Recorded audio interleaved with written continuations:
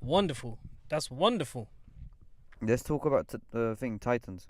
Titans. Listen, mate. Listen. You talk about whatever the hell you want to talk about. All right.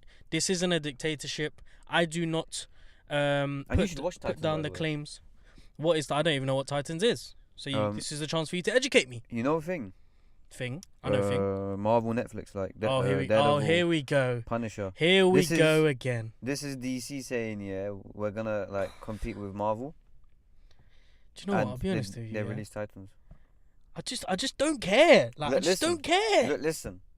Go You on. don't care, yeah? Mm. But there's a massive population out there who do care. All right. So it's not matter. Like the matter is, yeah, what the people think, not you. Okay. Fair enough. I'm being selfish. I should put my selfishness to the side. Exactly. And let the agenda be dictated by the popular mass. Yes. Very well. Who are Eloquently you put. against the popular mass? Who are you? Well, my friend, I am the Tomato Podcast, episode 17. Episode 17. Rah, fam. Episode 17, you know? Episode 17. 17 is such an odd number, you know? It just I don't know, like for episode 17, I mean, for an episode that's gonna have so many like interesting things to talk about, it just doesn't deserve I'm it. interrupting, but look at the guy's bodyguards. Come on. Jason Momo. No, it's Momoa. Oh. Yeah, but anyway, like, what's the point of him having bodyguards? Well, why not? He's a big figure now. He's made that movie. Yeah, no, but what's the point of him of this guy having bodyguards? Well, He looks like they're he's probably guarding these two. they're probably thinking of filming a sequel, so they need him alive. I mean, look, have you ever seen anyone with that type of facial hair before? Unless you go to like Iraq or something like that. I have. Unless you recruit a Muslim, you ain't gonna find nobody. Honestly, I've actually seen bigger than that. But that beard is nothing. He looks like that guy he looks like Johnny Depp. But a bit more updated version. Yeah, 2018 version. Yeah. Yeah, lovely. As I was saying, episode 17 is Titans a really is, weird Titans sort is a very of nice number. TV series. I started. What? You started it as a TV series yesterday? No, Titans. It's not too bad. Listen, fam, like, honestly, I'm so done with this Marvel shit. It's not based on real life, so... Mate, honestly... Look, hold up. Alright, go on. Titans? Yeah. Well, DC? Yeah. Alright, cool. It's not based on real life. Mm-hmm. Marvel is But it's based not though, on is real it? life. It's not though, is it? It's based. Do you know the meaning of base? Yeah. I understand. Look, it I understand. can't be 100%. Contextually, they paint the story very, very well. No, Someone like, comes from a situation. Yeah, exactly. And so it's not like, shit yeah. happens. So Yeah, I like that obviously shit. there's not a Spider-Man out there. Yeah, but that's But the kind of shit I but the can't stand. story. I don't like that kind of shit. Okay, so you're telling me there's no one out there like Punisher right now? Yeah, no, yeah. Punisher's believable. That's why I like it. That's why I've watched it. But if you're Well, to be honest, I was watching Titans, yeah? yeah. So what's Titan? Is Titan based look, on Marvel or what is it? It's DC. Have you ever heard of something like Teen Titans? You must have. Yes, I have. Have you ever seen Teen Titans? It's No. not a cartoon. No, I haven't. But I know what you're on about. Alright, so this is that Titans, yeah? It's like Batman. Yeah. He's not in it. But Batman has a sidekick. Robin. Okay. He's in it. Wonder Woman has a sidekick. Also, it's all the sidekicks. Yeah, So it's a sidekicks, Sideman yeah. movie. Yeah. It's a film made for Sidemen. Yeah. That's exactly why I'm not gonna watch it. It's how the sidemen, yeah, or how the sidekicks. Conquered the world. No, how they develop into being their own superhero. Oh right, fine. So Robin turns into Nightwing, independent from Batman. Nightwing. What the fuck? What, bro? Is this what's happening to people's childhoods? Like, they're just evolving. Then they're not evolving into another person. Well, come on, man. Listen, The when I was body's in not primary changing. school, Robin was just Robin. All right, There- it stopped there. How many Robins were there? Come on, there's 3 Robins. What? Sorry, there's 4 Robins. What the Bro, fuck? look, take it this way. Are you yeah? taking the piss right now? Oh, There's no, 3 Robins. 4. Nah, you're taking a mick now. You I know mean, that. dead serious with you. There's 4 Robins. Nah. Look. Stop. Hold up, People hold like you, yeah. People like you need to be put down, fam. You Look. can't be coming up with 4 different Robins. There's one Robin. There's one Batman. But what's the meaning of Robin, though? What's the point of having a Robin? You rob from the rich, give to the poor. No, not robbing. Oh Robin. shit, that's Robin Hood. Fuck. Not Robin. I'm so dumb. I was thinking about Robin Hood. Bro, I'm thinking about Robin. Batman's Okay, sidekick, fine. Robin. Batman's Robin. Okay, fine. You got me. I'm on the same page now. All right. I'm on the same page. The point of Robin Yeah. The purpose why Batman got his first Robin Okay. was to help him in crime, get him from youth, train him to be something like Batman. Well, he can't be like Batman, but Yeah. something close. So take it as education. There's secondary, primary, secondary, and then college, and then uni, and then you graduate. Okay. Robin graduates, the first Robin graduates and becomes Nightwing. And the second Robin, or the first Robin's called Dick Grayson. Who? Dick Grayson. Wow. And then the second Robin, Jason Todd, Okay. who also dies. He doesn't graduate. He dies as a Robin. Oh, I see. And Okay, then- fine. I get it. But it's revealed that he's actually not dead. He comes back as Just gonna lock the car. Red Hood. Yeah. The third Robin, Tim Drake, Yeah. he stays as Robin, to be honest. No, wait, he doesn't actually. I don't know what happens to him. But then there's a fourth Robin, which is Batman's son. This is why I stay away from this kind of shit, fam. That's just kind of confusing. but It's unnecessarily confusing. It was a point of creating like a thing called the Bat Family. like, I get it. It's a plot twist and all that, and make it exciting and get people intrigued. But that's the thing why I like Batman, not Superman. It's Okay. just so like yeah, someone Superman comes is a from little bit space more and then cliche. it just does not sound realistic. But whereas when you see Batman, like his mom and dad gets killed in front of his eyes, and then he grows up very like he's scared of everything. He's very scared, like he's paranoid, he's upset. And then one time when he's just like chilling alone in the woods, he falls through a hole Right. and he's like surrounded with bats. And for the first time in a while, he's not scared. He feels happy with bats. So fucking weird. And then Batman. Amazing. What a great story. Well, it is a great story. Wish everyone could have a story to tell like that. Yeah. Anyways, episode 17. I mean, Sorry, so yeah, it was Titans. Yeah. Episode 10 I watched last night, and they're gonna have a season finale. Yeah. Next. Well, actually, no, on Monday. Sorry, on Sunday night. They're having Batman coming in for the season finale. That's so exciting. Yeah. Honestly, I'm really happy for you Batman fans out there. Yeah, Batman's my favorite hero. Superhero. Yeah, superhero, whatever, same thing. Okay. Well, episode 17. It's such a weird episode. Yeah, there's 6 episodes for it to be episode 17 for Titans. So episode 17, ladies and gentlemen. Fam, it's been going really, really quick. 2018 is almost finished. I actually paused when I said 2018 because I had to think in my head whether it's 2018 now or 2018 next year. That's how crazy Can you stop this being year's British, man? Oh my god. What? What do you mean? Every British person has that same thing. Oh my god, how do you have this concept? It's true, but it's so true though. So how do I write on the paper? Is it 2000? I know you had that. I know you had that. And everyone had that when they were at school. The English classes. In the beginning of the year when you Top right. yeah, and fam, the date's right in front of you. It's on the board. 1st of the 1st, or like I don't know, the 15th of the 1st, 2019. But you'd still write 18. Yeah. Wow. Human beings, eh? Hear that click. Human beings. Ladies and gentlemen, we have got a jam-packed episode today. Some really exciting news. Well, not from us, but it's more so like general news. Actually, I've got a bit of exciting news for everyone. We have officially rebranded our podcast show. It's not really rebranded. It is rebranded. The name is called the Tomato Podcast, but Yeah. it's just got a little thing to it now. So the name of the show, because from Reddit, shout out to the man them in Reddit, on Reddit, them guys know what they're talking about, fam, I'm telling you. If ever you want to be a nerd, just go on Reddit. So I went on Reddit, and obviously, I poured my frustration out to them, told them like, look fam, trying so hard, it's not working, what am I doing wrong? And basically they gave me a whole lot of advice, telling me to do this, do that. Okay, Stop opening the door, bro. Like I'm in the middle of an explanation here. Like, come on, common courtesy. Sorry. I would have thought like this is something universal that we all share in a civilized society. Anyways, Sorry.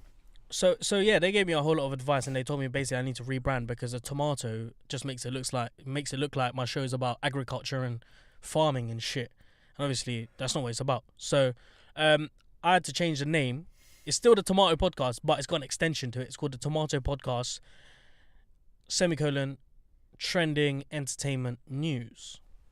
So it sort of like streamlines what we're about, so that potential new listeners can look at our name and just be like, all right, cool, I know what they're about. Whereas if you're looking at just a Tomato Podcast, you're like, right, like, okay. I've also changed the logo a little bit. Have you seen the new logo? Yeah, I've seen it. Oh yeah, I'll show you. Of course, I'll show it to you. Sent it. I don't really like it. If I'm being honest with you, I really enjoyed. Yeah, it's you know what it is. It's just. It just adds. It's just too much. Exactly, simple. It's too much there. Simple is key to. Simplicity is key. Yeah. But it's not bad. It's not. It's all right. There's nothing bad with that, and there's nothing wrong with it. It's just. If your song is that the wind? Yeah. Yeah, well, it probably is the wind. Anyway, carry on. Yeah. I'm guessing like you and I, we're too into being like simple but unique. Yeah. And yeah. So yeah, the logo's a little bit changed, and we've got a strap line. Well, it's not a strap line. It's just trending entertainment news, which is going to be sort of the banner and stuff. But anyway, so that's one of many changes that are going to be coming up. 2019 is around the corner. I'm going to be featured on some other podcasts as well. Really? Yeah, bro. I've been chatting to a podcast show that's. I wasn't told. Why was I not told? Well, the invite's not. I'm not. Sorry, the invite didn't get sent to you. All right, you know what? Let's do it this way. You go to that podcast, and I'll just do this podcast. No, I'm only going to be there for one show, and vice versa. So, but they haven't launched yet. It's called Culture Talk. That's their podcast name, and it's a couple guys that used to go to my secondary school. They're obviously in the younger years. Yeah, which is also my secondary school. Yeah, no, I know. It's, I mean, look, if they got enough mic share, we both go in it. No, man, I don't want to be there. Why not? I don't know the guys. Yeah, so neither do I. I don't care. I don't want to be there. Like, how I am with strangers. I don't like, Yeah, okay, fair enough. So I'll be representing the team. I'm going to be going on there hopefully in 2019 in January, and then they'll be coming on here and vice versa, Oh, that's long. Cross-referencing audiences. How you get the guys into your car? Huh? It's calm, bro. Do you know what? I love my space. Everyone fucks with like a studio and like a room and like, chairs and tables and a laptop sitting on a table. Fuck that shit, man. Get cozy in my car, fam. Do you know how like I feel so like I feel mad unique. I feel so hippie sitting in my car and recording my podcast. Yeah, your family car. Like. Yeah, true. No, look, the car says everything, man. It's like. But do you know what? It says you're married and you have 3 kids that you're taking to primary school in the morning. Car is part of the story. The first car that I drove, horrendous. That car was home for me. It was home though, yeah. Now I do miss it. I can't lie. Like now talking about that car's home. I've never actually thought about sat down and actually processed the fact that I'm never gonna see it ever again. But now when I think about it, I'm just like I should have taken a picture of it or something because I do miss it. Like this car is nice. Yeah. And there's nothing wrong with it, but that one is just. This will never replace unique place. What we had before. It's not even my car. It's not even your car, to be honest. But it's not. Yeah. This is just like it's just one of them ones. It's like all right, cool. Like I'm gonna have to deal with it. Let me tell you why it was home. Go on. Because we did like the best activities with that car. We did. Studios, breakfasts, out of London tours. There was a lot of stuff, man. Yeah, it was with that car. I didn't even know how that car survived those trips, but. Yeah, nah, there was too much, like too much trouble. Like I took the risk of taking that to the motorway, and bearing in mind this car would literally just stop half an hour in the journey, red lights would just pop up, man. And imagine that's long on a motorway, you're dead, car crash, boom. Right, let's start the topics. Come on, because you know what's happening. Come on. Yeah, all right, cool. I'm gonna be on stage in half hour. All right, cool. So yeah, so ladies and gentlemen, a lot of new things coming up. Thank you very much for participating and taking part. So today, and another comment that I got from someone is you need to cut out your ums and stop swearing. Okay. Yo, what? Sorry.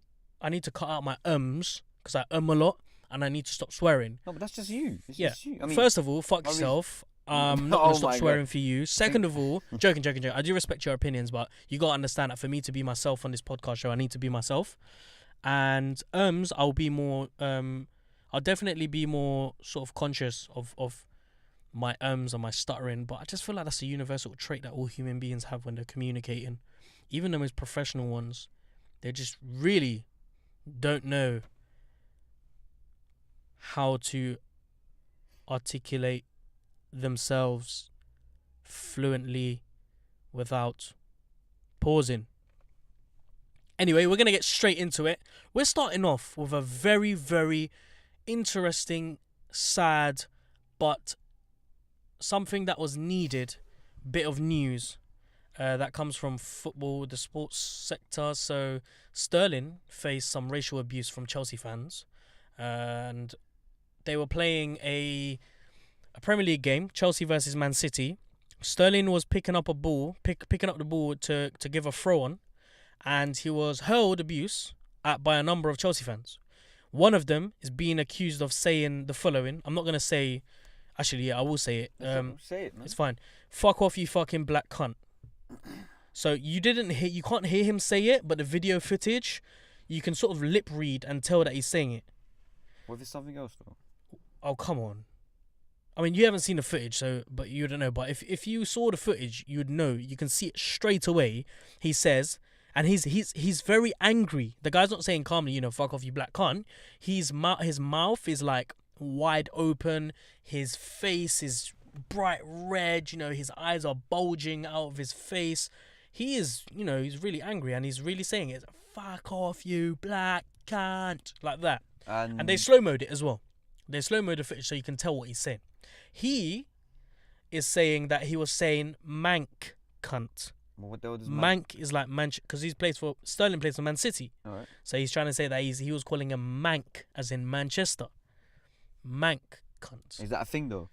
I think Mancunian. Yeah, they do call themselves Mancunians, but I mean, no. But come on, no one says mank. No one. How do you know? It's up north. No, bro. no one says it. No one Manchester. says it. The guy's a Chelsea fan. Wait, hold on. What, the match was in Manchester? No. The match was in Chelsea. The match was at Stamford Bridge. All right then. The guy was a Chelsea fan, and everyone saw the footage. Everyone was can agree that he was saying fuck off, you fucking black cunt. 60 years old Colin Wing. He feels bad for his actions, but he denies calling him a black cunt. And as you would, as a racist, the number one thing that you are terrified of doing is admitting to yourself that you're a racist. Because the moment that you admit that you're a racist, then you've legitimized your actions, you've legitimized the actions as being bad, and something which is ignorant, and something which is deemed, looked down upon. So he's denied that he's openly he said that, and he said apparently that he's called Sterling a mank cunt. That sentence was waffle. Anyway, he goes on to say that he's lost his job, he's lost his season ticket. So why can't people just leave him alone?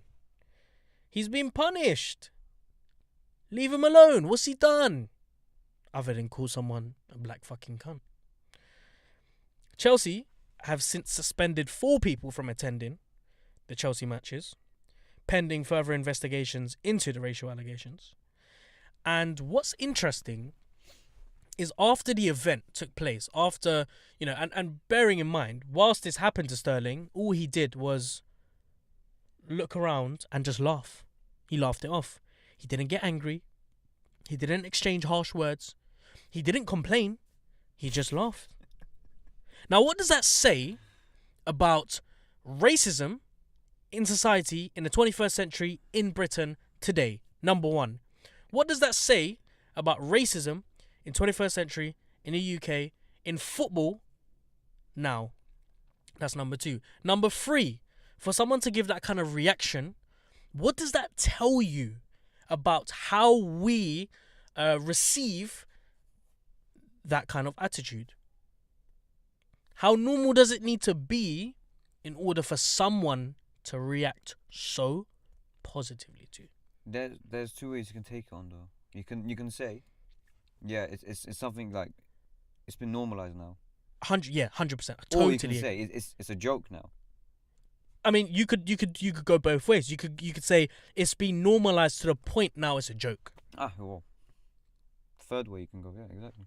And he's not the first person to have, this is a norm. I mean, whether it's a month, whether it's 2 months, whether it's 3 months, there will come a time period, a lengthy period of time where there will be no racism, and then bang, you'll hear a sort of a case. Balotelli being racistly abused. Who is it? Dani Alves with the banana being abused. Only 4 days before that, Aubameyang was racially abused from a Tottenham fan who threw banana skin on the tape on the football pitch. And what did Aubameyang do? He just stood there and looked at the guy, shrugged his shoulders. Like, why? What's the point? And it's this type of behavior, I don't understand it, because it's a lot of people, will point fingers and say he's a racist. But there's a big but. I'm not denying the fact that he's a racist. I mean, maybe he's got racist attitudes, and maybe this attitude is so prominent in British society that it's sort of it's like it's in our DNA to be sort of not racist, but carries some certain degree of discrimination against certain races. Yeah. Maybe because of the way society has built itself and has evolved during time, that sort of DNA is implemented in us. We're automatically gonna have negative stereotypes about certain people of certain color, of certain religion, of certain races, because of what we see globally. But there's a big but. This guy, this fan, right? His own team has black players. Yeah, I know. That's what I was gonna say. His colleagues, some of his colleagues are probably black. People that he walks, past on the street are his grandchild might be black. Exactly. And it begs the question of, whether this is a societal problem or whether this is a problem in football. What makes you do that? May I say, that's the question where... What makes you become so furious and angry? Look, remember a few weeks ago when we were speaking about terrorism? Yeah. And then I said, look, of course, like, these terrorists, they're all dickheads. Yeah. Right? But then remember what I said afterwards. I said, but for something, like, to evolve into something, let's say. Yeah. Again, something has to happen. For someone to be a terrorist, something needs to lead them to be a terrorist. Yeah. So, what I'm saying, rather than just saying, oh yeah, this guy's racist, this guy's this and that, perhaps sometimes we should also, or I don't know. It's just so hard to explain. No, you see, I know what you're about to say. It's such a sticky situation. I totally disagree with what you're gonna say, because you're gonna say that for someone to be racist, something must have happened to him in order for him to be a racist. Now, let me point this out very, very clearly. There is no justification for anybody to be racist. There is justification for someone to point fingers at someone and say he's an extremist, he's this and that. Understood. But there is no justification whatsoever to discriminate someone based on their skin color. Period. You can't. You have no logical, rational, sophisticated explanation for why you should treat someone differently because of their skin color. I can try and find a few reasons why. No, but listen, look here. I'm not saying this guy has been through it. He was born and raised in London, UK. Yeah. And what's his name? I mean, the guy's fucking name is Colin, for God's sake. He's 60 years old. He's a Chelsea fan. I'm not someone who okay, fuck it. I've got discrimination. Everyone does. Everyone's got positive and negative discriminations. And the way that I would put him in that bracket of, yes, I would most likely expect you to be a racist because your name is Colin, you're 60 years old, you're a white man, you go to Chelsea games, you're a season ticket holder, and you're obviously very passionate about your football team. And most people in that particular bracket will fall under the category of having negative discriminations against people of a certain color, creed, religion, culture, etc.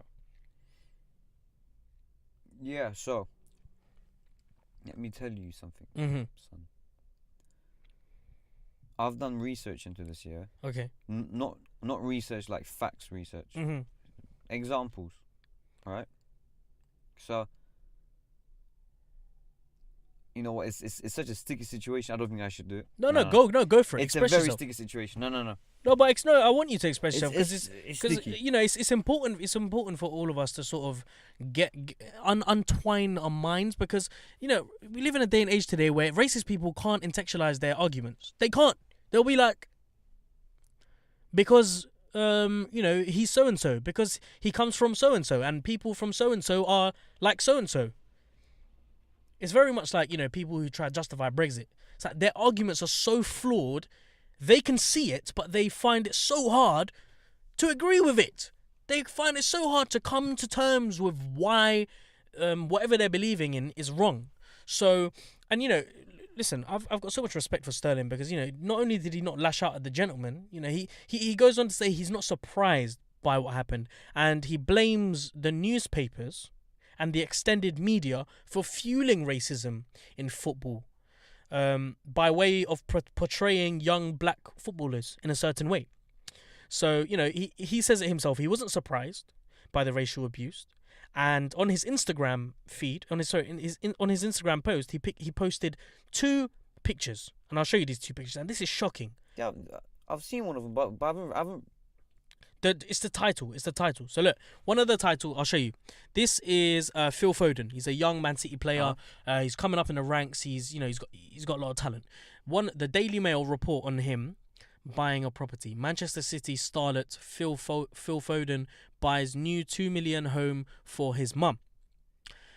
In contrast with the other newspaper article, young Manchester City footballer 20 on 25,000 a week splashes out on mansion on market for £2.25 million despite having never started a Premier League match. Both of these players play for Man City. Both of these players are young and have an extreme amount of talent. Both of these players are buying a property for their parents, for their mum, for themselves. Yet the Daily Mail feels it's necessary to portray these 2 figures differently. Phil Foden, a white British young man, is painted in a bright light. A young star of Man City, a starlet, buys new $2 million home for his mum. Such a what's the word I'm looking for? Such a morally pleasing act that he's gone on to do. On the other hand, you've got another Man City player, 20 years old, on £25,000 a week, splashes out on mansion on market for £2.25 million, despite having never started a Premier League match. 2 words, splashes, despite. Those languages were used very, very carefully by the media. There is no way I can ever agree with this. Because I've done this. Go on. Elaborate. Elaborate. Look, listen. There is no way I can agree that there's racism in this. Right. Why not? No way. Because look. Talk to me. I'm just taking this from you. Yeah, go on. So you're telling me, yeah, this title has been done accordingly because this guy is white and he's British or he's English? No. And this title here has been done because this guy's black? In basically what I'm trying to say is there is an underlying subconscious in everyone's mind or in the media's mind where they feel it's acceptable to paint a black person negatively, bro, in comparison to a white person. The guy who did the title might be black. No, but he wasn't. There's statistics that was done. I've done this. Look, who did it? Who did it? By Anthony Joseph. If we were to go on Google right now, Anthony Joseph, 100% is white. How do you know? Let's do it. How do you... Anthony Joseph, Daily Mail. So you're telling me no black guy's called Anthony? No, I'm not saying that. I'm saying this gentleman here who wrote for the Daily Mail for this one. This guy could be white, or this guy could be black, or this guy could be Indian, or this guy could be Chinese. Yeah, but the fact is he's white. Yeah, so what? What do you mean so what? That's not so what.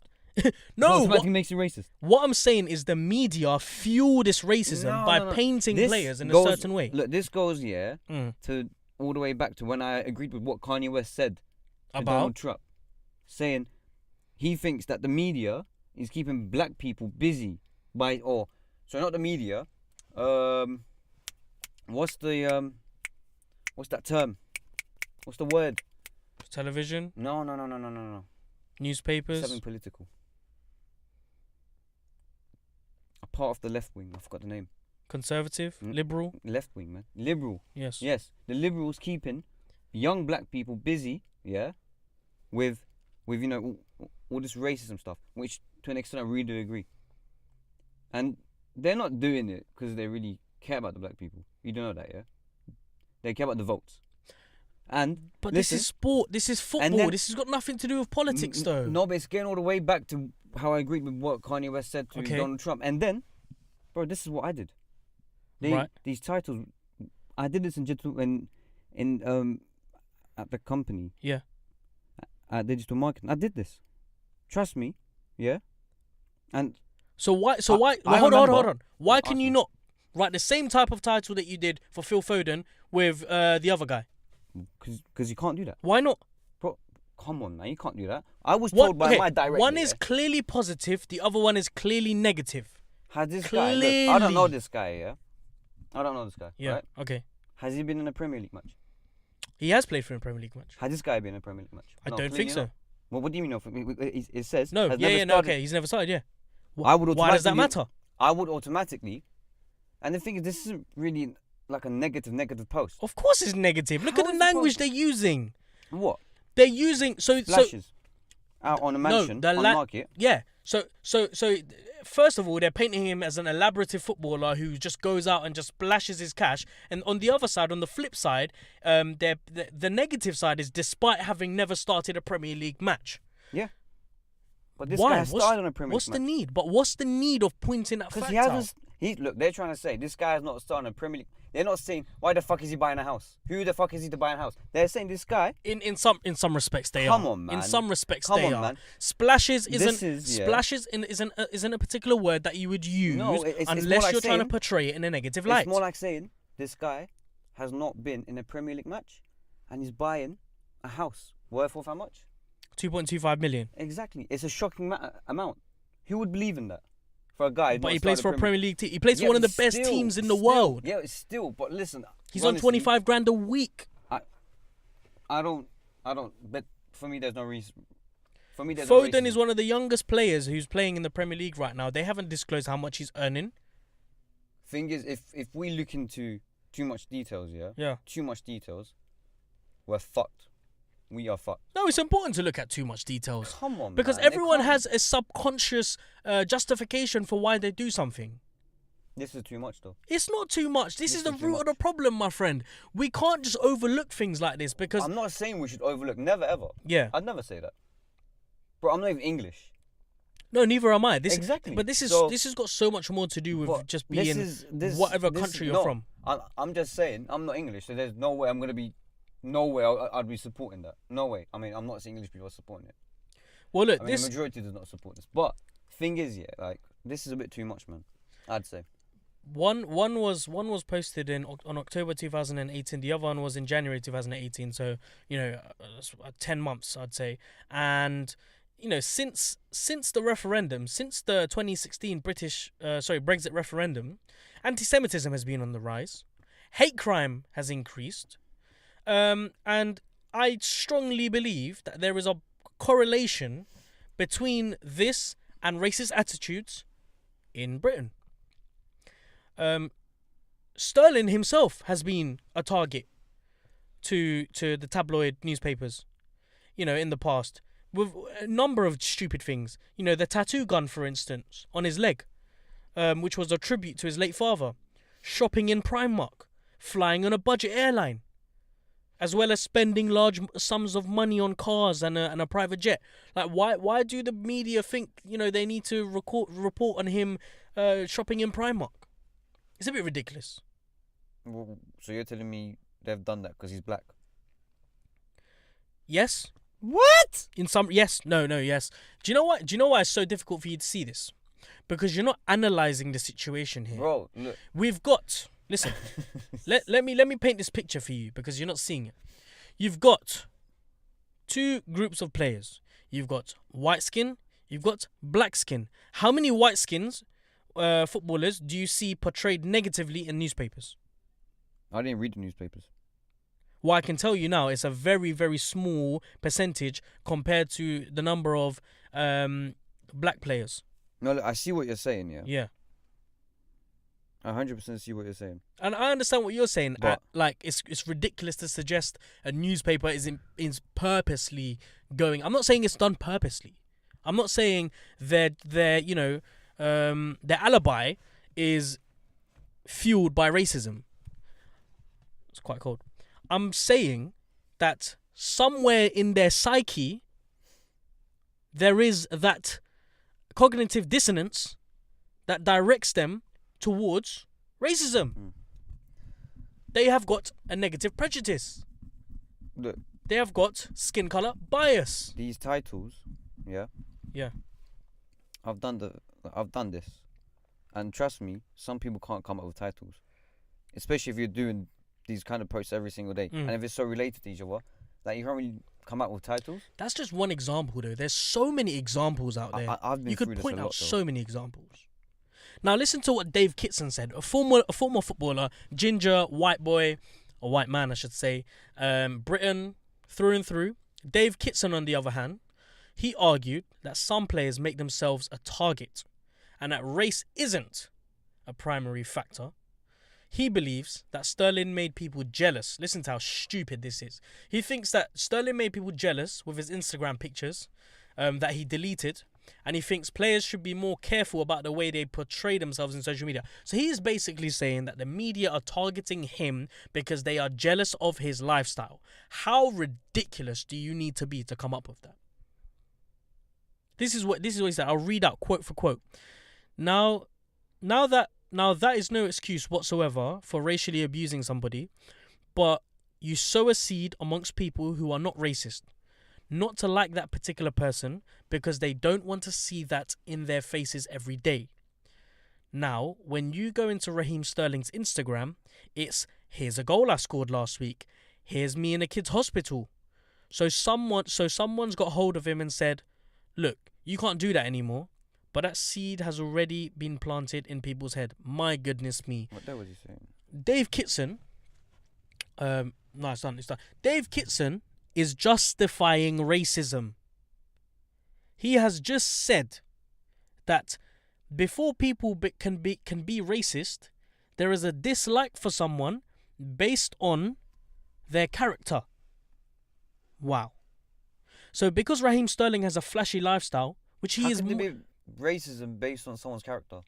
So Dave Kitson is basically saying, look, this guy is showing off his life a bit too much on Instagram. By the way, which Instagram is for, to post pictures up of your life or whatever you want to post pictures of.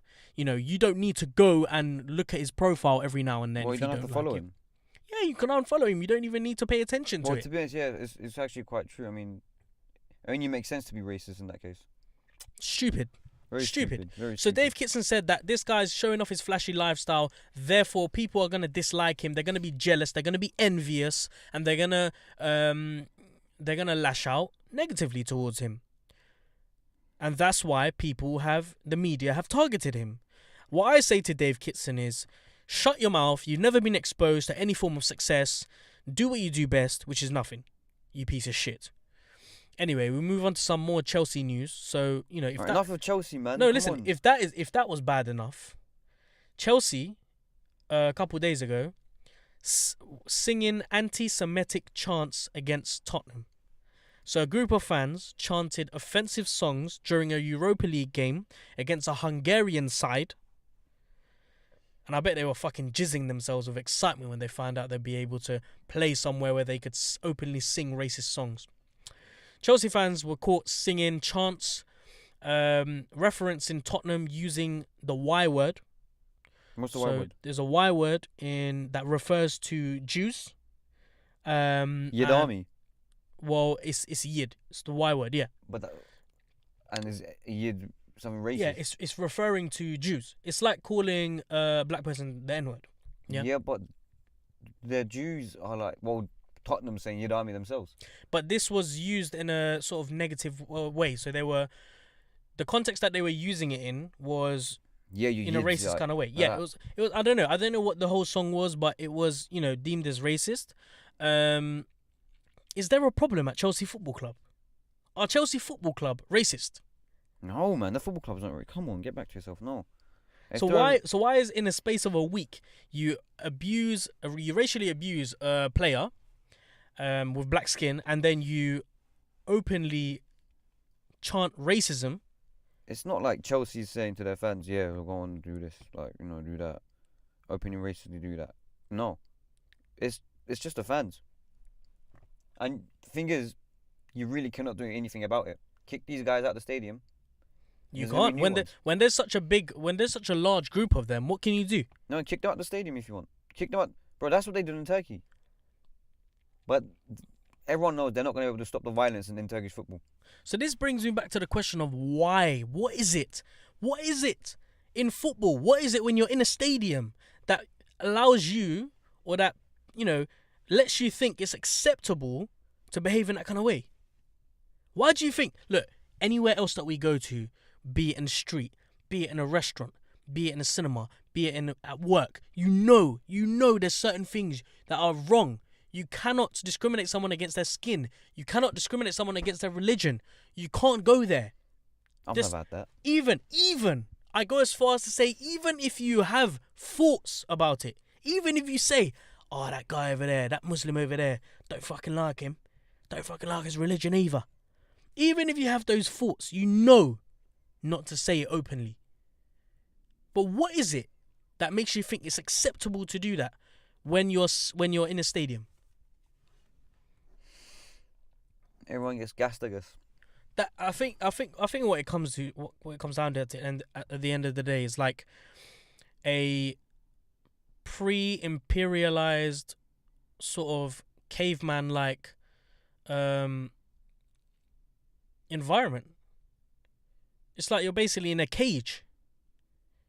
You're fueled with so much pride and so much, what's that word? Adrenaline, you know? Anyway, fuck Chelsea. I hope they get back to themselves, because this is fucking shocking. And this isn't just me saying it as an Arsenal fan. This isn't even me saying it as a football fan. This is me saying it as a normal human being. Sport is supposed to be something that gets people together to have a good time. And you don't see it in any other sport. You don't see it in rugby, in cricket, in tennis. People are so much more civilized. But the moment it comes down to football, my goodness me, you have a bunch of skinhead racists who think they can come out openly and, you know, get pissed and have fights, and it's just a joke. Move on to a little bit more jolly news. Beyonce was in the news this week. She was hired by India's richest man, I forgot his name to be honest, to perform a concert at his daughter's pre-wedding party. How rich do you need to be? He needs to be very rich, because he's from India, right? And he lives in India. He's based in India. Yes. Yeah, that's why he needs to be very, very, very, very rich, because obviously the currency changes in each country. So but the Indian economy is one of the fastest growing economies in the world. It doesn't matter. It does matter. It doesn't matter, bro. Of course it matters. Yeah. The guy's a billionaire. Yeah. Look. The economy of a specific country does not matter. It doesn't change, yeah, the value of the money. It doesn't change. Yeah, but do you know how much his house is worth? How much? Oh, sorry. Do you know how much the ceremony cost? How much? $100 million. US dollars. Yeah, and that's what I'm trying to say. I mean, it doesn't change the value of the money. No, I know that. So like, that's what I'm trying to say. I get what you're saying, currency exchange, but yeah, of course. His net worth is in US dollars. So all right, cool then. But in other words, even still, like the way currency works, I'm sure, you know, for example, in Bangladesh, like £100 is like 10,000 we call it tekas. So it'll be like 10,000 Bangladeshi tekas. So and with £100 over there, or let's say £1 is 100. So yes, but even with 100, you won't be able to buy that much. Like it sort of balances out, cool. kind of thing with the global metrics. Now, bro, I love I need to cut out. So the amount that she was paid wasn't disclosed. However, Time magazine reported that it was likely she took home more than $3 million just from performing at Coachella. Coachella is a public concert. This was a private concert. If she's getting paid $3 million to show up At Coachella, Yeah, I know Coachella. I mean, in how that much case, do you think she's getting paid to perform at But thing is, this girl's Coachella- pre-wedding party? take Coachella as a gig. It's a gig. Yeah, it's a gig. It's a gig. Yeah. So she must be done like maybe 3 songs there. Yeah. She's gonna be on stage there most probably like, I don't know, 10 songs, 9 songs most probably. Yeah. Yeah. It's just her. So 10 million. Well, listen to and this. she's traveling all the way there. Yeah. The week-long ceremony cost up to 100 mil. You see, this, you know what? This pisses me off so much. And I know what you're gonna say, and I'm gonna say the same thing as you're gonna say. What are you gonna say? A lot of people have criticized the wedding for being excessive because the money that they spent on that wedding could have single-handedly eradicated poverty in India. There we go. That 100 mil could have ended there with a click of your finger. It could have ended You know what? There's poverty so much in stuff India. in this world, yeah. So much people. I'm gonna be so harsh right now. Yeah, no, you be harsh. Beat the fuck out of them, fam. You know what? If I was with them in a room alone, yeah. Oh my god. Oh my god. My god. That Look, stuff really does trigger so me. much- It look. really does. But then the guy's gonna say it's my money. Well, of course, it's true, and he has the right to say that. Uh-huh. But Where's your moral compass? What kind of human being No. are you? No, not, bro. You have no right to say anything because the money is his. I You know can't it's say his. anything. But morally, why are you spending 100 mil on And a then he's gonna fucking say, wedding? What is it to you? What is it to me? Yeah. I'm part of this world and I recognize there are problems in this world and I recognize that you could be a solution to world's problems. But the money is mine. He's gonna say, I know the money's yours. and that's why And I'm raising a you concern. knock him out. You what? You knock him out. It's just what it is. Like, there's so much stuff in this world, yeah. Listen, 1 in 5 Indians live in poverty. Well, 1 in 5. And the population of India is big. yeah. Very, very big. Bangladesh is the second, Bangladesh is the most populated country in the world. And it's tiny, Bangladesh. Tiny. So, listen, some of their guests included Hillary Clinton and newly wedded Nick Jonas, Priyanka Chopra. The marriage took place at their family home. They didn't hire out a venue. They didn't hire out a palace. They did their wedding at their home, which is the second most expensive property in the world, behind guess what building? Or guess what property? Which country? Here. Buckingham Palace. I don't know. Buckingham Palace. So after Buckingham Palace, his family home, this is what they call it. It's not even called a palace or anything. We saying, you want to come around to my crib? That Where kind is of it? home.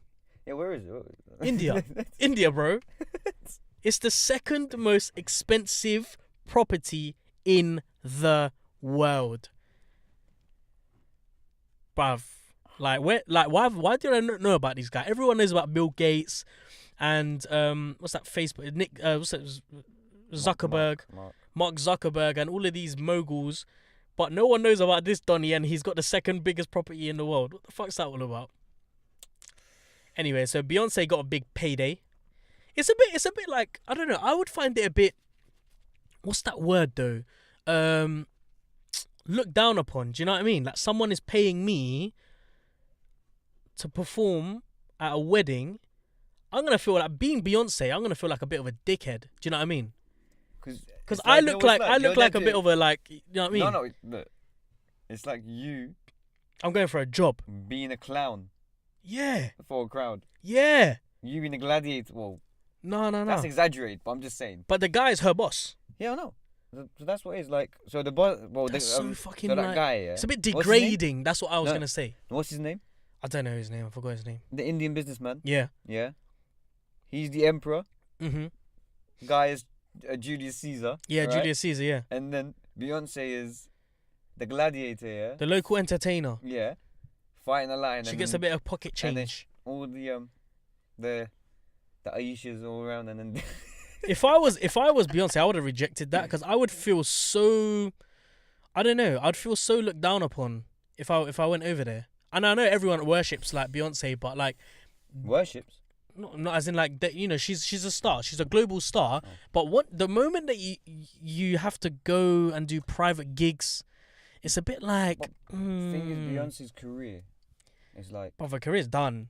It's going down. It's done. Like she's not gonna release any albums.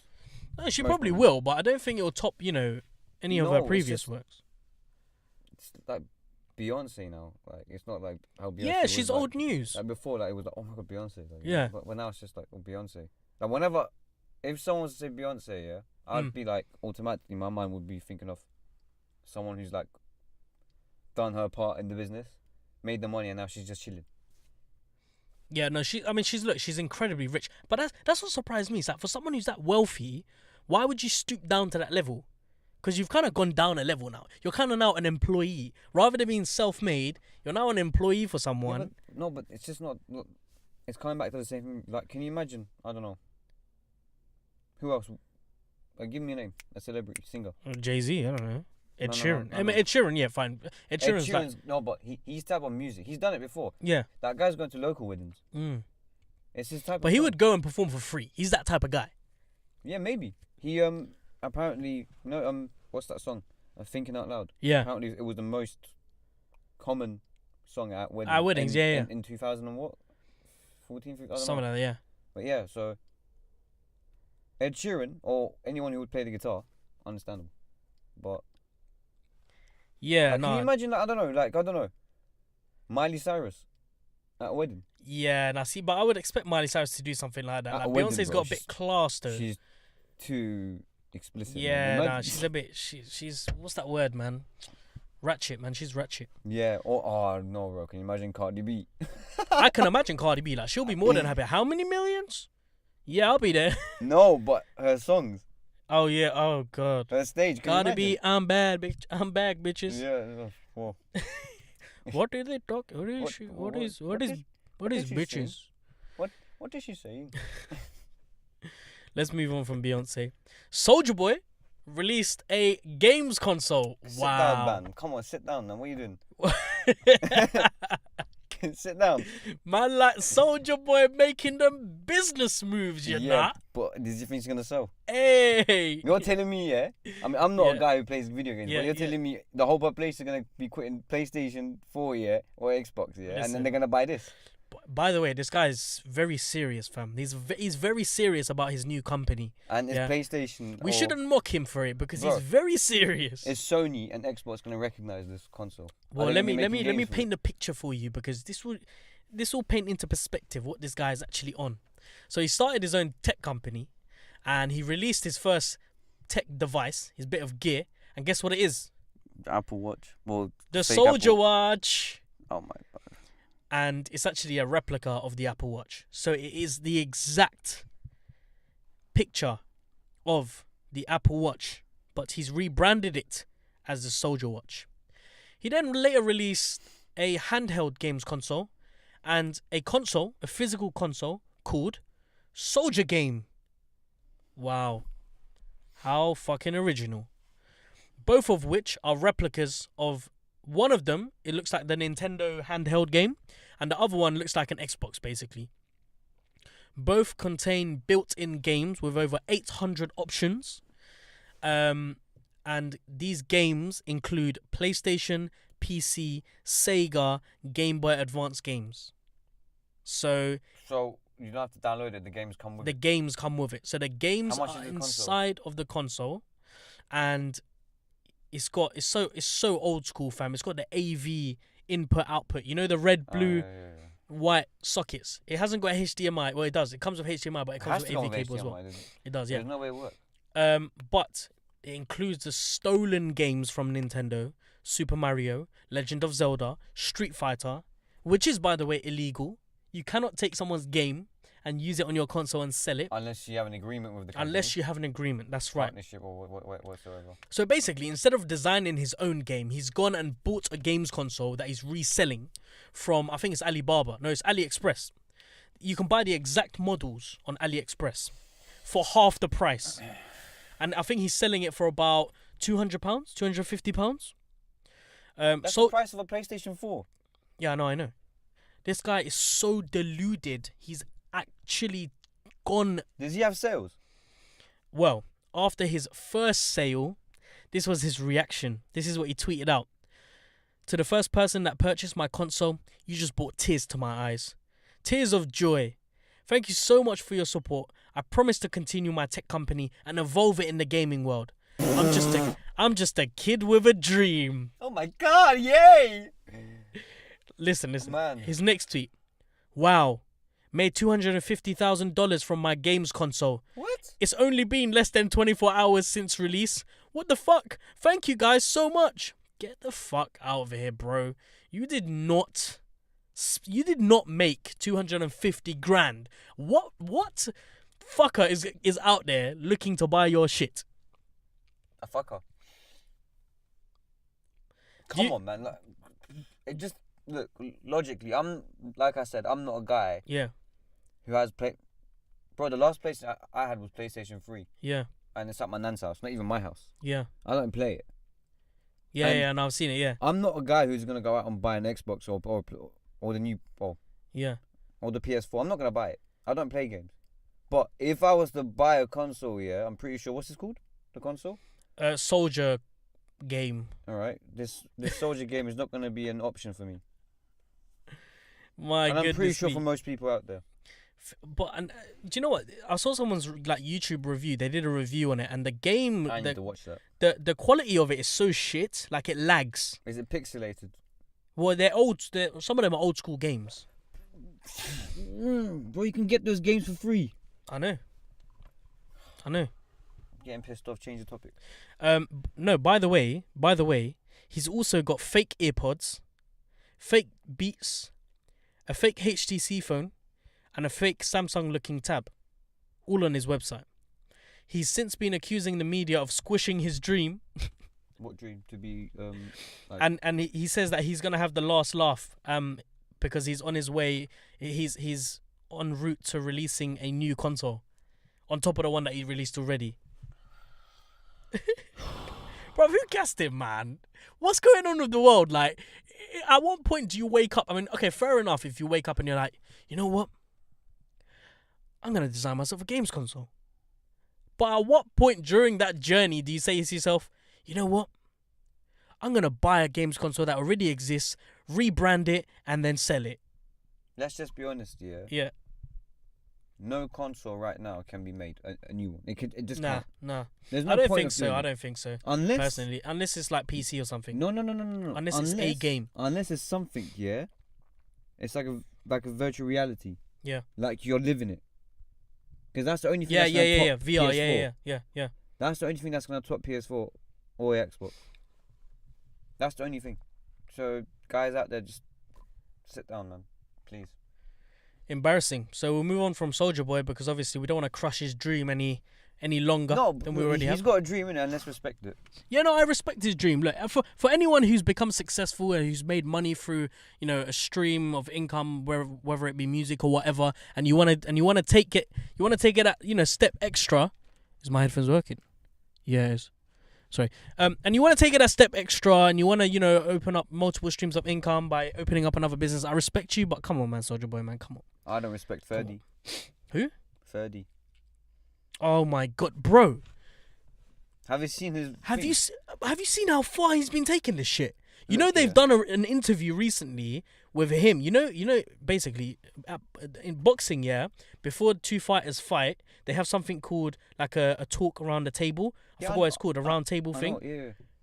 They've got him and the guy who ran him over sitting opposite sides of the table. You see, what the fuck? That does not make sense. What? They're milking it, fam. They're milking the shit out of this thing. Listen. It's pissing me off. Yeah, fam. Listen.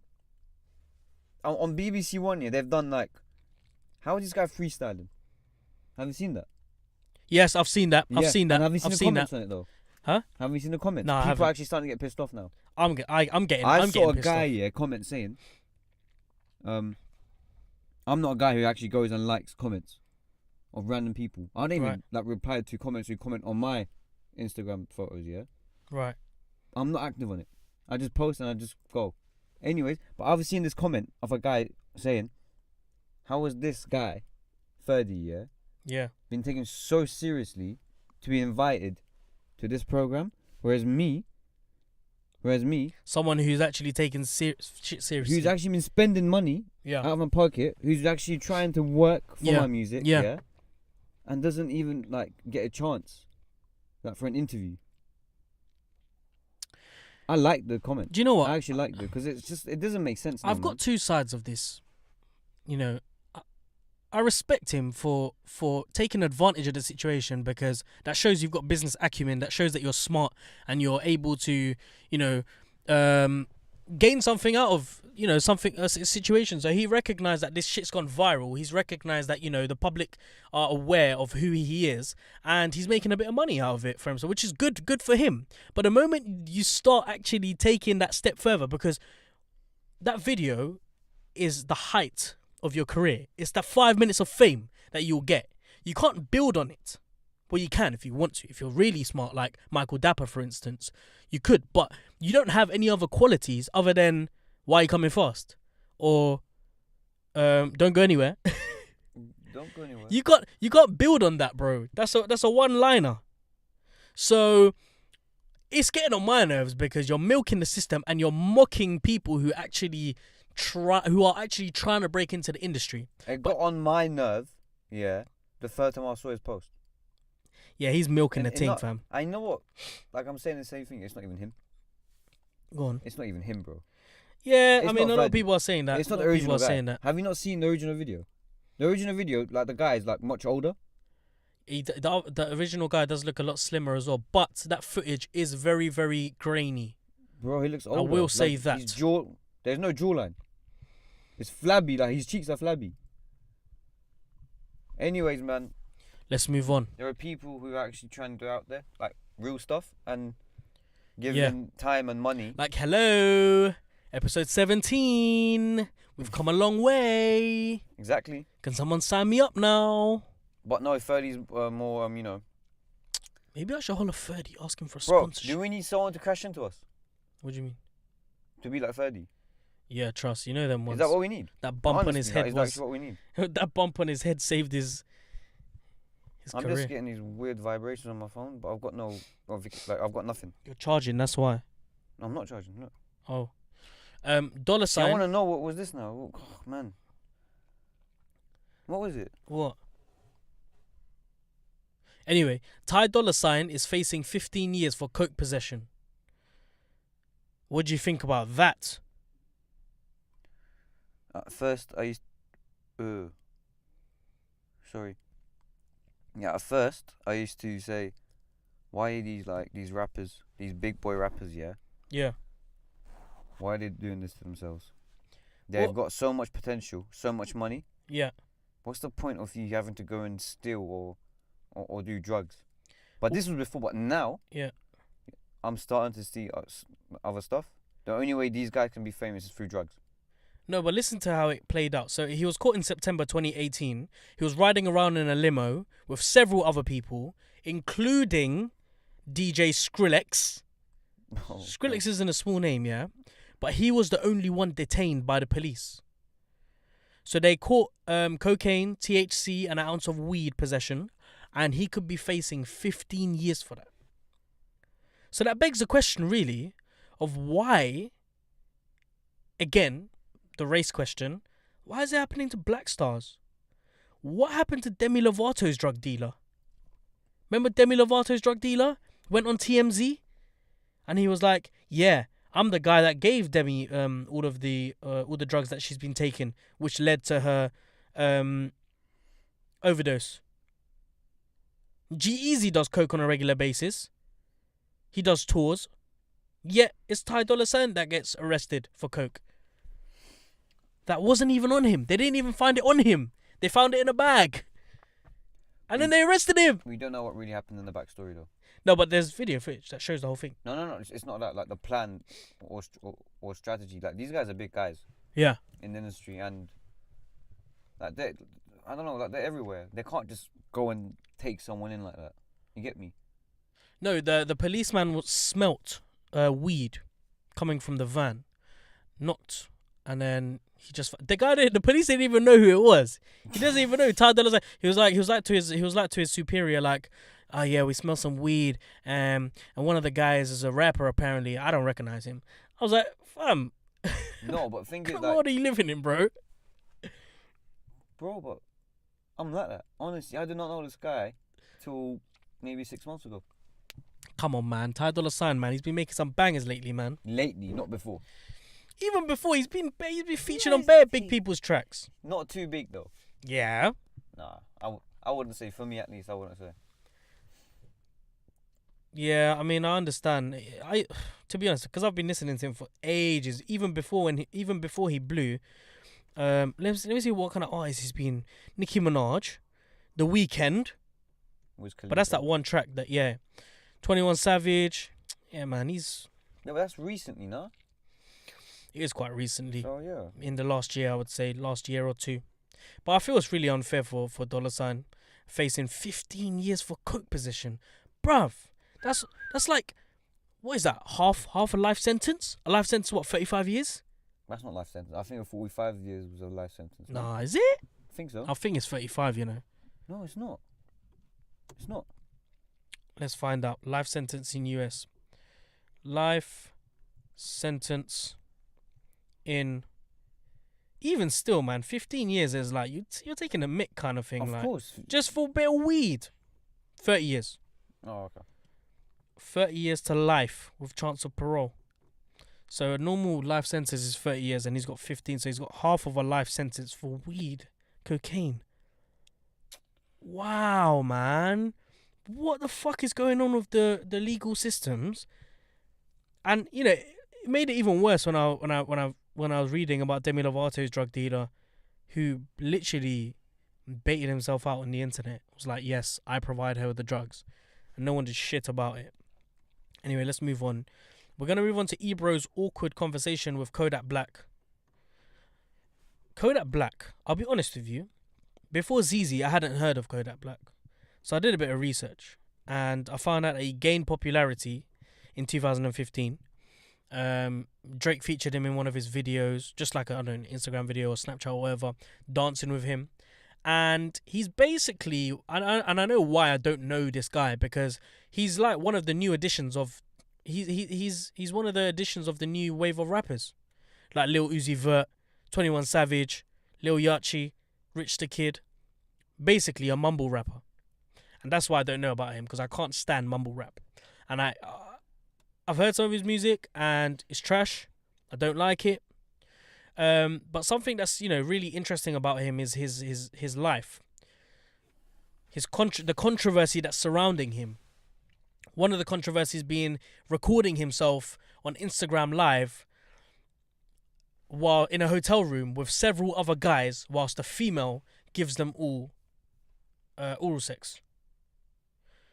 Another one, yeah, and he proudly put that up on Instagram. He also got into some trouble with fans after saying he preferred light-skinned women over black women because they're too gutter, and that he didn't like his own skin complexion. Bro, what the fuck? So this guy's had a lot of controversy around him. You know, he's been in and out of jail throughout his life. He's got a troubled background, and during the interview with Hot 97, he got up and he left the interview in quite dramatic style. So Ebro, one of the presenters, he brought up a pending sexual assault case against him. He started talking about the seriousness of sexual assault and how he hoped Kodak would return to the show to talk about it in greater depth. And then it got awkward. So they were talking about the sexual assault, saying like, yeah, bro, I understand that we can't talk about it as much, but, you know, I hope you'll come back again. And it was mad awkward. Hella awkward. Silence for about 5 seconds. And then the other presenter, Rosenberg, breaks the awkward silence with a question about the 1969 moon landing, as if you couldn't talk about anything else. And then basically Kodak gets a bit upset, and then he goes like, what the fuck are you lot talking about? Why are you lot talking about the moon landing? He got upset. He got upset about you know, Ebro raising the sexual assault case, and he's basically accusing the media of entertaining things that people go through. And then he was basically like, Ebro was basically like, look, you know, obviously you're upset. If there's nothing else you don't want to talk about, then we'll just end the interview here. Ebro said that. And he's like, all right, cool. Let's end it. Now, this sexual trial reference that he referenced in the interview took place in a hotel room in 2017 where he allegedly raped a woman who attended his performance. She then went back to his hotel room and she said that he said that he couldn't help himself. So what he did is he bit her continuously and raped her, basically. Bit her as in like... Bit. No. Look. There's 2 types of biting. I'm not sure what kind of bite it was. No. But it definitely wasn't the Did you type... get me, right? So it's not like... Yeah, no, it wasn't hickeys. I don't think so. So he bit the girl. Yeah. To hurt the girl. Continuously continuously bit her. Not to please, but to hurt. I don't know what he was trying to do, mate. If I'm being honest with you. It just doesn't sound right. No, it doesn't. But either way, you raped her. You raped another female, or he allegedly raped another female. How can you not hold it, bro? Where do you live? What? How can you not hold yourself? First of all, do you know what? Yeah. There's nothing to hold, fam. Like, just calm down. That's what he said. He said I couldn't hold myself. What the hell does that mean? You couldn't hold yourself. I could hold myself, yeah, and then I raped her. Oh my god. The moment she says no, fam, is the moment that you back off. No. How can you enjoy anything? Bro, this is, you know what it's like? God. Rapist is something else, you know? Yeah. Because the moment you say, I couldn't hold myself, yeah, fam, you need to keep this guy in custody. 100%. Because you don't know what he's going to do. 100%. I wouldn't see this guy mentally, okay, cool. No, of course not. He's not. Of course not. And he's all freely out there, like, chilling. Because I didn't know about this. Yeah, well, this is what it was all about. So the interview, Ebro brought it up and said, "Look, we know you're under investigation, this, that, and the other, and you know we think it's totally wrong." He openly said that. He said, "Look, we take this matter seriously here. We know it's wrong, and that's why we hope that you come back so we can talk about it properly." So kind of putting it on my man, kind of saying like, "Yo, we know this case is on you, and we want to know what the fuck happened, because if you rape this girl, you're a little prick, and we want to put it on you." And do you know what's? It was so bad for him to react the way he reacted, because he basically told everyone around him, "Yeah, I'm guilty. I did it." He didn't back himself. He sat there and he said, "I don't want to talk about it." What does that say? You're guilty, fam. If you didn't do anything, you would have said, "Okay, this is bullshit, clearly, and I'd never do anything like that." Blah blah blah. You know, you not justify it, but you'd sort of explain yourself. So but my man, he got up and he left. Oh. And then on Twitter, Ebro posted on Twitter saying, trying to have a balanced conversation with Kodak and not ignore the serious allegations against him, but also not ask specifics to make his situation worse. And he want to get an attitude with me. Nah. Obviously, a lot of people are criticizing Ebro for talking on an ongoing case that ongoing case that Kodak can't comment on. So it's a bit, worthless, like talking about it because he can't comment on it. But a lot of people are praising him about it for exposing the rapper. Rappers as well, who have a history of sexual assault. Do you think Ebro was right to ask that question, to bring up the sexual case question? Well, there are 2 types of interviews, yeah? Yeah. One interview is like a fixed interview. The Yeah. one that Drake did with I don't know who about this Pusha T. Yeah. That was fixed. Yeah. That was 100% fixed. Yeah. I want to punch him in the face. That's all fixed. Yeah. But then there's a organic interview. Yeah. Which can lead in 2 ways. Yeah, but a radio interview is only going to be organic because Yeah. you're there live on the set. Unless I mean you're right. Unless they give you a set of questions that you're not allowed to ask, because it does happen in radio. Your manager, the artist manager, will give the presenters a list of questions that you can't talk about.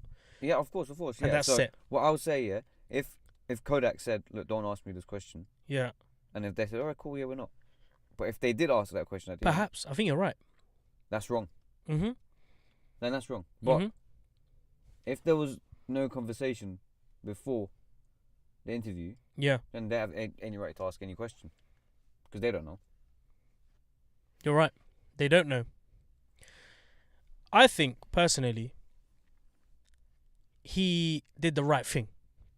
Because you need to talk about these issues and you need to confront. I mean, it's all good talking behind someone's back. Like, we all do it. That was wrong. Why did he do it? He should go to jail. Blah, blah, blah, blah, blah. But what we should be doing is questioning the individuals who did it. That's why I love paedophile hunters. You know those YouTube videos? Guys that go out and openly hunt paedophiles. And they put them in the video and they confront them and they interrogate them. Why did you do it? Why are you talking to a 12-year-old girl? Oh, but I don't want to hear it, man. Bro, there's videos on YouTube, numbers, like hundreds of them, where hundreds of guys are being interrogated, they're being caught, they're being, they've called the police over, they're being arrested, they're being prosecuted. I don't want to hear it, man. So for Ebro to do something like that, good on him, bro. Really good on him. But listen, we're going to leave Ebro's situation with Kodak alone because we're going to come on to something more juicy. Fuck YouTube Rewind. I don't want to talk about that. YouTube Rewind, I will say this, YouTube Rewind is officially the most disliked video on YouTube. What is that? YouTube Rewind. So basically, YouTube create a video every year basically showing highlights of its year, basically, on the platform. And, you know, that includes anything that's happened on YouTube. So, like, I don't know, the KSI Logan Paul fight, PewDiePie, all of that kind of stuff, the big creators. But this year, they literally had no noticeable creators on there. It's the most disliked video on YouTube. Guess what the first, the second is? Justin Bieber. Justin Bieber's Baby. Wow, so it's past that. It's surpassed that in a week. It can't be, man. Really? It's got 10 million dislikes. That's bigger than the population of so much countries out there. Yeah, and you know, it was just shit because the thing with YouTube, right? Look, the point of the video was to highlight mental health, Asian representation, and female empowerment. It's all good and well, but nobody wants to see serious shit on YouTube. Everyone goes onto YouTube to escape the world. People go on YouTube for entertainment, so where was the entertainment value? No PewDiePie, no Logan Paul, no controversy, nothing. So that's why I got a big fat dislike. By the way, PewDiePie has 75 million subscribers. Did you know that? What? 75 million, 76. On YouTube? On YouTube. That's impossible. He's having a fight. He's having a YouTube war with another channel who's also got 75 million subscribers. A channel called T-Series. And guess what type of videos they put up? I don't know. Bollywood trailers and Indian songs. And they've got 75 million subscribers. Where does Logan Paul fit? Logan Paul's only got 18. Yeah, but he's making 20. Quite a lot of money. Well, on the Forbes list, he's ranked 10th. PewDiePie, by the way, is ranked 9th. So they're not far from each other. Wait, on Forbes? On Forbes, yeah. So Forbes, remember they released the YouTube list. That's quite a lot, to be honest. That being 10th. Yeah. That's a lot. But you do remember who came first, right? No. Ryan's Toy. Yeah, the guy. You know what? Go on. Recently, we were thinking of doing something quite similar. Yeah. So, you know, my nephew? Yeah. The only way he eats, or sleeps is by watching these YouTube kid. Yeah, man. Same. My neighbor upstairs. And you know what it is? Yeah. It's like someone from a girl from Turkey. Like maximum, she's 11 years old. All right. And then she's creating like these stories, Yeah. in her house. Yeah. And her dad and her little brother is a part of the story. Right. And guess how much views she gets? Like 50 million. Yeah. I know. Yeah. It's crazy. Bruv, I don't know why I haven't seen it. And I don't know why it hasn't been exposed to me. The kids industry on YouTube is fucking crazy. my brother-in-law was like, let's do something. Innit? I'm like, Bro, no. it's not a bad idea. You're guaranteed to get views because Most kids, probably. all they do is, and my neighbor, she's barely 2 years old.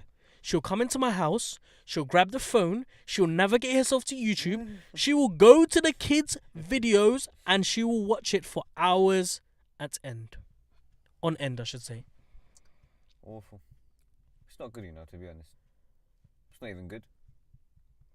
No, it's not. Even good at all. It's ruining kids personally. But if you're talking from like a business point of view, that is a gap in the market, good, bro. But organically or naturally, it's not good at all. That's a market right there, bro. Shall I step into the market? It's never gonna like. What do I call the program or the channel? Nahia's bedtime stories. Yeah, that was mad. Now listen to me. So we could record it in the car. Yeah. What's gonna be the first video then? I don't know. What's the story? I guess you could just make up stories. That's not a bad idea, you know. Literally, just write.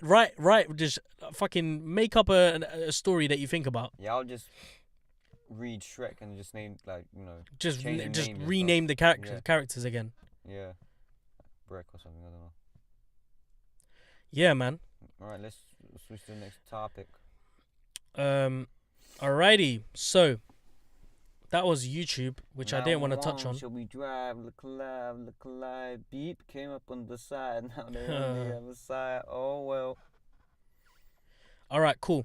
So the main event. Well, this isn't the main event, but for me, boy, this is some juicy shit, boy. How juicy? Yay! Come on, man.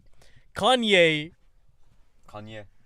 back, baby. Kanye vest. The old Kanye's back. Well, he's not really the old Kanye. Ladies and gentlemen, apologies for the screaming and shouting, but literally, when I saw this in the morning, as I parked up and as I went onto the Twitter trending feed, and as I clicked onto Kanye West, and before I clicked on it, I was like, oh, here we go. Actually. Huh? Pressed.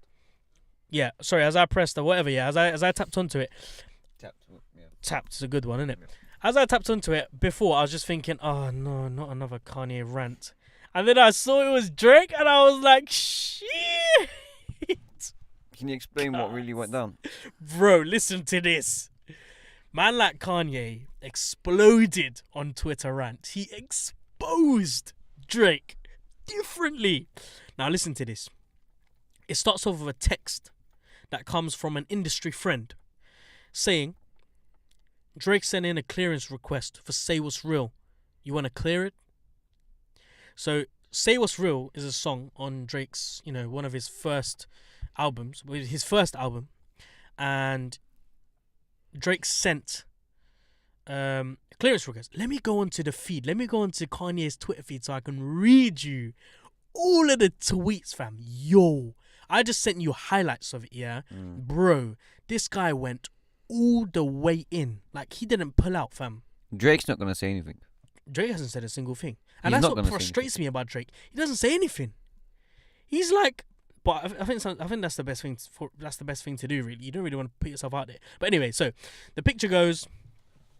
It's from Free, industry friend, and he's basically asked.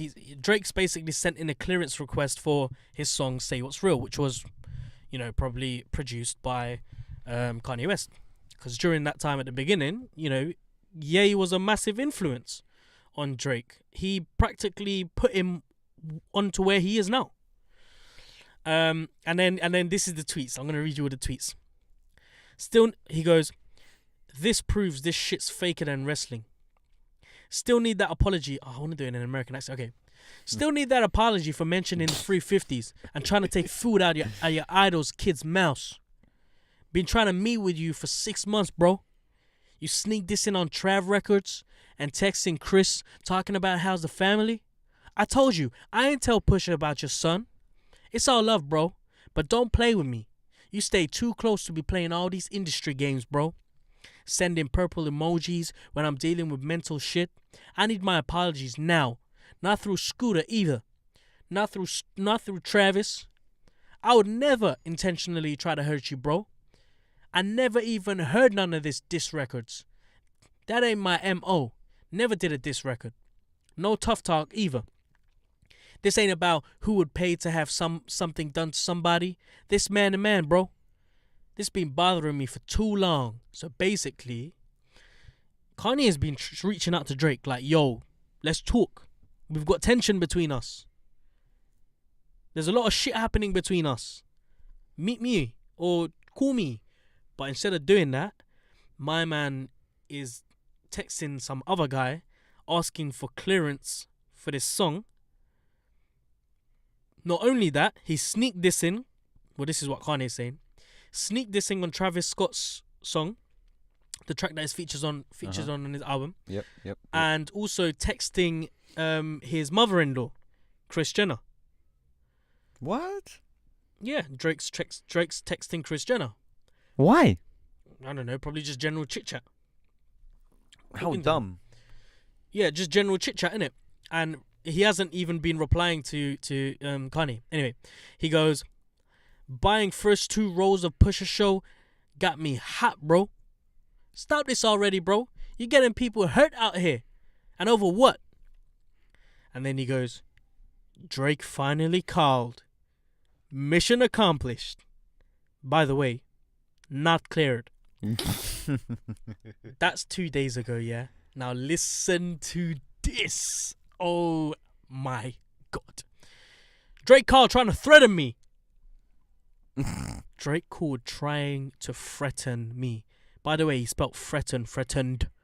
Wait, where? Drake called trying to threaten me. The kid he had to run on stage at Pusha's concert is in critical condition. So a bit of backstory. Pusha T had a concert and a couple guys ran up on his concert in Toronto and a guy is in critical condition. Since the pool line, he's been trying to poke at me and fuck with me. I'm going to say it in English accent because America's too hard. So Drake, if anything happens to me or anyone from my family, you're the first suspect. So cut the tough talk. Drake's called Kanye on an aggressive ting. Mm-hmm. Can you imagine what that conversation sounds like? It just doesn't sit right on my spirit. I got a family and kids. 6ix9ine is locked up. Triple X is dead. The kid that ran on stage is in the hospital. Everybody knows somebody. He's running around like he Pac. Talking about Tupac. Mm-hmm. But he texting people I know like it's cool, but won't sit and talk with me. When Cudi was in hospital, he sent shots. So Kid Cudi, it's another rapper. Mm-hmm. Very good rapper. He was going through some mental health issues, and Drake basically was mocking him on one of his tracks about his mental health issues. So this is what he's referring to. When I go through shit, he fucks with me and I'm his idol. I'm the guy with the pink polo that made a way for him. Now he's so street. Don't ever speak on 350s. Because you know French's track. Yeah. He's like, he goes like, oh, tell her not to wear 350s around me. 350s talking about the Yeezys. Yeah. I'm your oxygen. You wouldn't send purple emojis to Scooter, but you want to need with your brother. That's why black people never get ahead, and we stay controlled. Cause we rather act cool than sit and have a convo. Now it's a kid in critical condition. Stop the act. If I'm bipolar, this kind of shit can get me ramped. So he's going through a lot of mental shit as well. There would never be a Drake without a Kanye West, so never come out with your mouth for a threat. Yo, I wonder what Drake fucking said. Snoop is my elder and an inspiration to me. We both too high profile for you to actually do something to me. You know they live on the same street, right? Drake and Kanye. They're fucking neighbors, bro. You're trying to be a bully. I never been bullied in my life and I never will be. That's why I made it this far in a pink polo. You pick on people with mental health issues. You get people hurt at concerts. Bro, stop. You send emojis. What the fuck is he up with emojis? What are you singing? Oh my God. You say all this shit to me, but won't say none of that to Jay Prince. Talk tough to real gangsters, bro. You try to pick targets who you think are easy. Yay, never been easy. I navigated these waters before you. That's why you could be you. Oh, I'm up for talking. We need to show all the fans that black men can talk without somebody ending up dead or in jail. We need to show politics. Huh? He's doing politics. Yeah, bro. We need to show the world that people can talk without someone ending up dead or in jail. We need to, and then he repeats this like 4 times. How you gonna text Chris but not speak to me? How you gonna be on Trav's song coming at me? Trav should never have allowed that. You know Travis Scott is going out with Kylie Jenner, and he's married to. So as close as brother-in-law. That's like fucking crazy. Drake, I'm not going to physically fight you like it's MTV boxing or the Mandingo part on Django. This is for no one's entertainment. We're making the world better at all times. Please take the devil emoji, devil up out of you, bro. God sees all. Trust God. You are disrespectful to all people with mental health conditions. So this is an opportunity for growth. It's not just you the world stigmatizes and calls us crazy. Some true artists are a bit crazy. Everybody's not programmed. Nobody's scared of anything. And then he goes on this whole rant. And then he comes back to Drake again saying, these tweets are not emotional. What are you talking about? Of course they're emotional. I mean, it sounds like... Drake, this is what they want. You would be so sad if anything ever happened to me. But you're playing into it. Why? A false runner? A beat? Leave me and my family alone, bro. Oh my God, that line there, fam, is just so desperate, innit? What? Leave me and my family alone, bro. Does that not just paint a picture in your head of like Drake running with an axe, trying to get Kanye's head? Fuck me. Nah, it just sounds like Drake has nothing to lose. Yeah, but it just sounds so aggressive right now. It's as if Drake is sending death threats to Kanye. Yeah. And we know what kind of history Drake has. Like, he's been accused of killing Triple X as well. Yeah. This year has been really rough, really tough, and you have added to the confusion. I'm Ye, bro. Remember that I love you. I would never intentionally hurt you. That's what I've been saying to you. I would never mention your blank. I think you meant son. You're mad at me for something I didn't do. I will never make a diss record. I will never put negative energy into a song. Only positive energies. I used to bring Travis with me everywhere with me. I'm an inspiration to both him and Drake. I heard Drake had more bars dissing me that were removed. Damn. So basically, this goes on and on and on until... Yeah, this basically just goes on and on and on. It's like there's like 100 tweets. 100 tweets.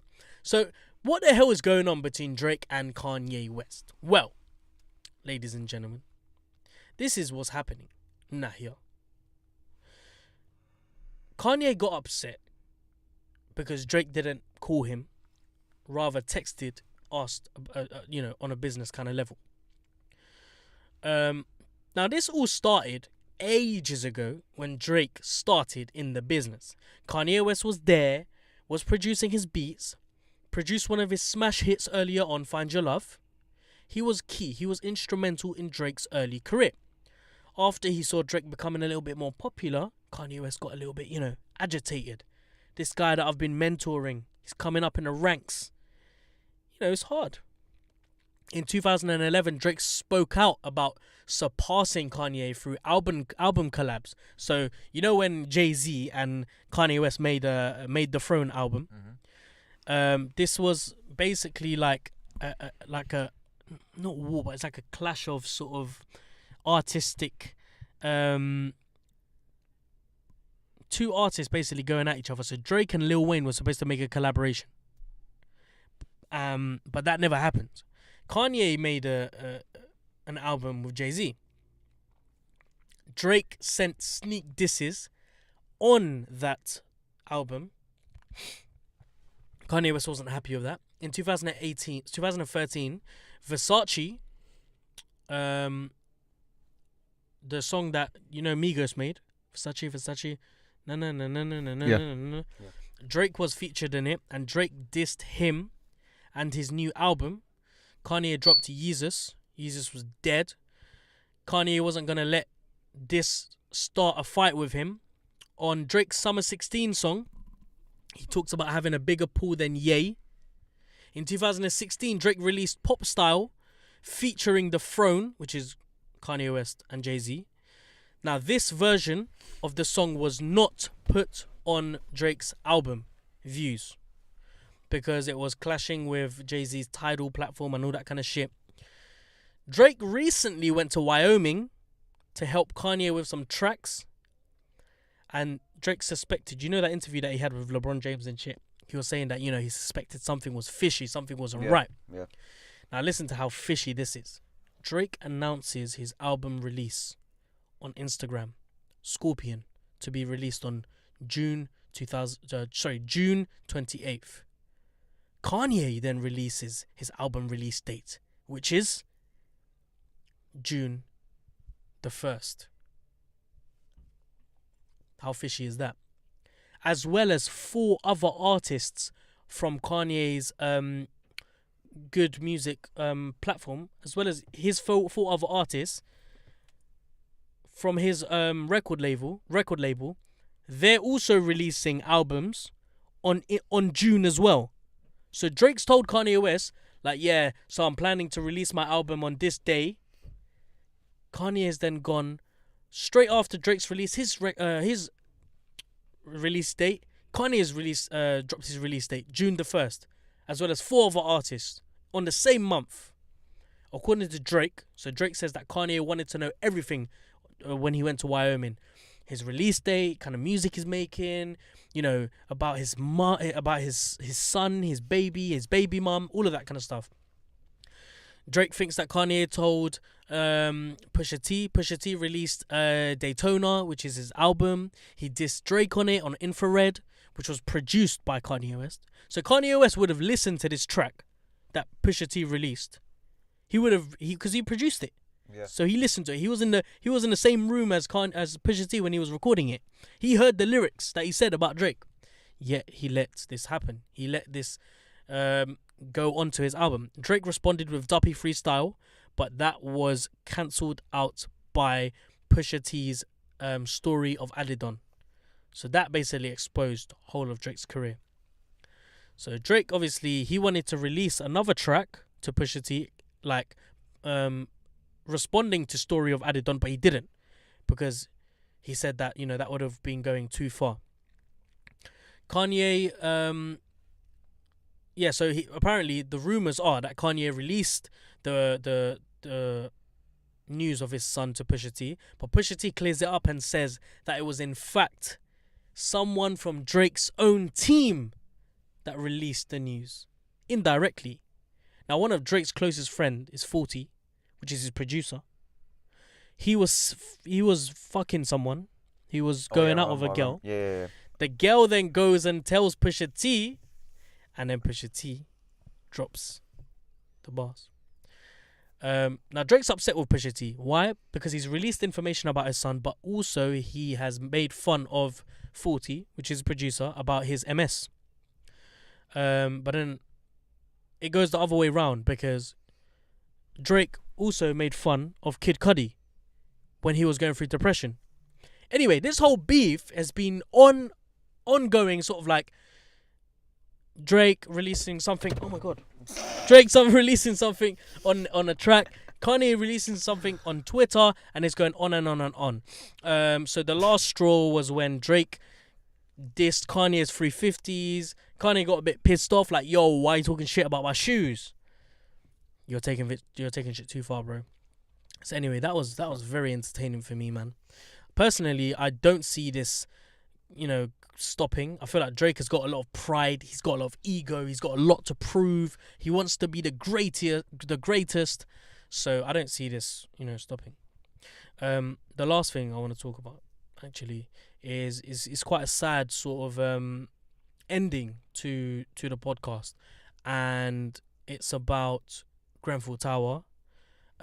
More specifically, a video campaign that was made to raise more awareness for Grenfell Tower after 18 months of the tragic event.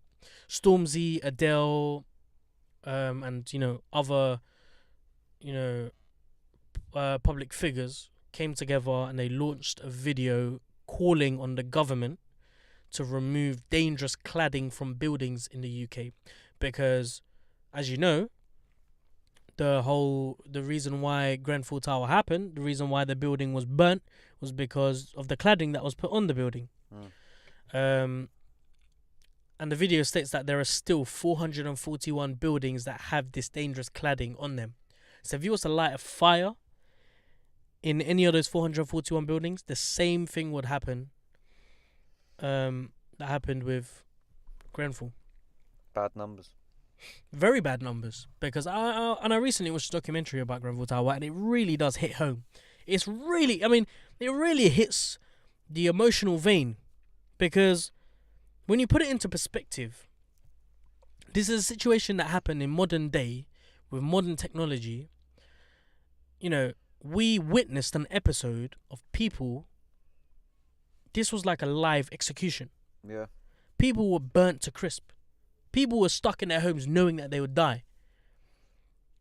And it's just really sad when you see especially when you see the people who died in there. These aren't people who were, born with a silver spoon in their mouths. These weren't people who were privileged, who came from somewhere. These were working class people that are struggling, to find ends meet. These were normal people like you and I that come from all around the world in a deprived area. And this wasn't just, a men of a certain age or women of a certain age. This ranged from babies to the elderly. And it really, really is, difficult. I don't know. It's difficult to talk about because it's such an emotional sort of topic. In the video, there was a girl that was like, I was in a coma for 2 weeks.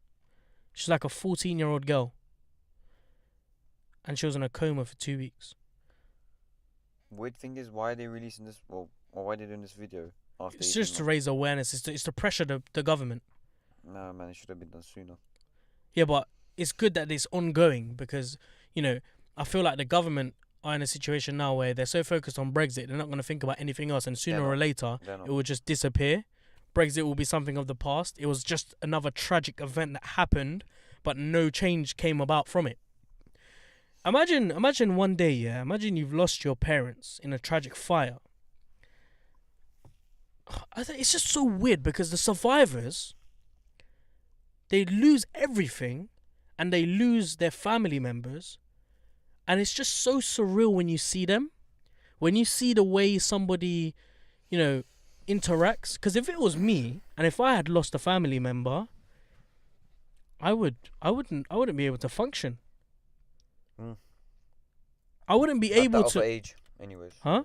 At that age. But it's like it just feels so surreal seeing them function so normally. Especially, one guy lost 5 members of his family. 5 members of his family. Another guy was walking down the stairs with his daughter. He lost his daughter halfway. She died. Can you imagine? Another guy had to walk over dead people on the stairs. I mean, when you hear these stories, it really does break your heart. It really does bring you down to earth when we hear about, I mean, even, shit about like Raheem Sterling being racially abused and, the government fucking around with Brexit. All of that shit doesn't matter when you hear stories like that. Yeah. This has been a good episode. I agree. It's been a very good episode. But we're going to end it here because, all good things must come to an end. Thank you very much, ladies and gentlemen, for joining us on episode 17 of the Tomato Podcast. And we will be back very, very soon. I aim to do a weekday episode, hopefully in the next few days. I'm trying to, push out content as we end the year on a high. Why don't you go over and maybe follow us on Twitter at Podcast Tomato.